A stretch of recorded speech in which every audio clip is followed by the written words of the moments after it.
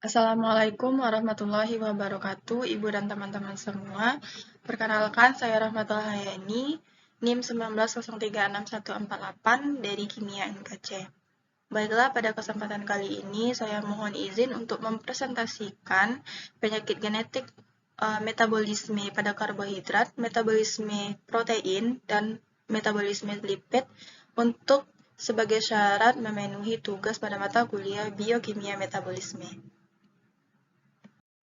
Baiklah, yang pertama yaitu mengenai definisi dari penyakit genetik, yaitu penyakit genetik atau gangguan metabolik merupakan kelainan dalam proses metabolisme pada tubuh. Dan metabolisme itu sendiri merupakan proses pemurnian nutrisi dari makanan menjadi energi yang nantinya akan dibutuhkan oleh tubuh pada manusia. Baiklah, kita masuk untuk mengenai pembahasan yang pertama, yaitu mengenai jenis-jenis dari penyakit genetik. Yaitu yang pertama, yaitu saya akan membahas mengenai penyakit genetik metabolisme protein. Nah, di antara beberapa contohnya pada penyakit genetik metabolisme protein ini ialah fenilketonuria. Fenilketonuria ini merupakan terjadi ketika kadar asam amino atau protein fenilanin dalam darah itu terlalu tinggi. Nah, yang kedua yaitu MSUD atau maple syrup urine disease, merupakan penyakit urin sirup maple yang terjadi ketika tubuh tidak lagi mampu menyerap suatu dari asam amino.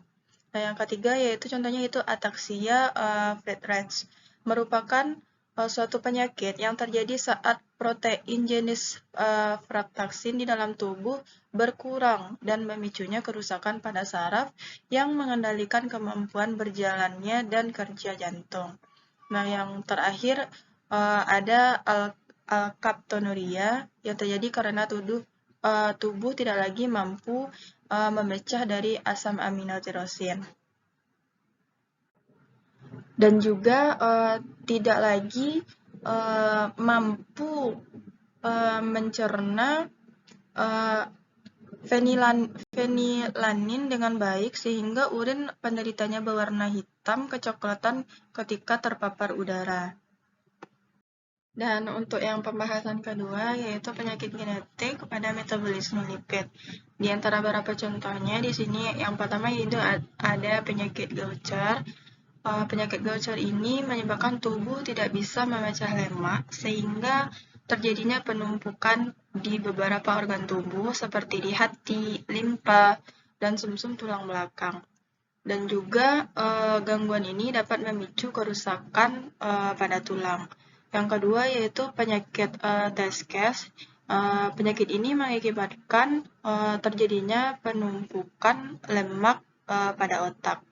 Nah, yang ketiga yaitu ada penyakit genetik Santoma yang merupakan gangguan pada kulit yang muncul akibat adanya penumpukan lemak pada permukaan kulit.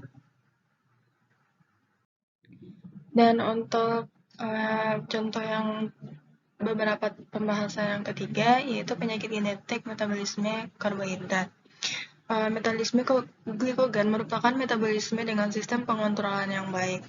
Nah, metabolisme ini secara genetik ditentukan oleh enzim dan juga hormon. Defisiensi enzim atau hormon yang terlibat pada metabolisme glikogen nantinya dapat mengakibatkan penyakit genetik. Banyak penyakit yang telah dikarakterisasi sebagai penyakit genetik atau penyakit menurun yang diakibatkan oleh defisiensi enzim yang terlibat pada metabolisme glikogen.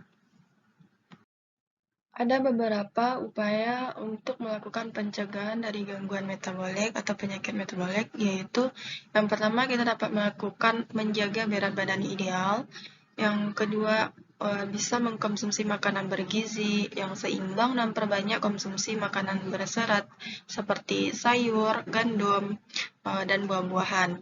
Yang ketiga bisa berolahraga secara rutin atau setidaknya minimal 30 menit per hari. Dan yang terakhir bisa mengurangi konsumsi minuman dengan kandungan gula yang tinggi.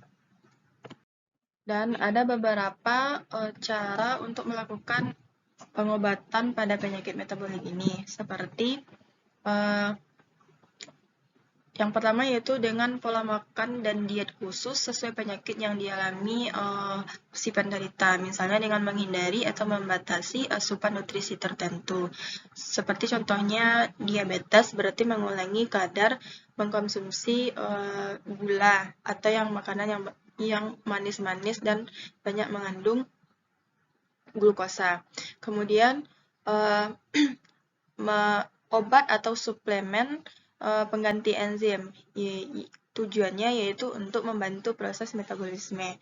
Nah, yang terakhir yaitu obat untuk menghilangkan zat-zat beracun yang mengendap dalam tubuh akibat gangguan metabolisme. Dan mungkin hanya itu presentasi saya pada kesempatan kali ini. Banyak maaf, saya mohon maaf.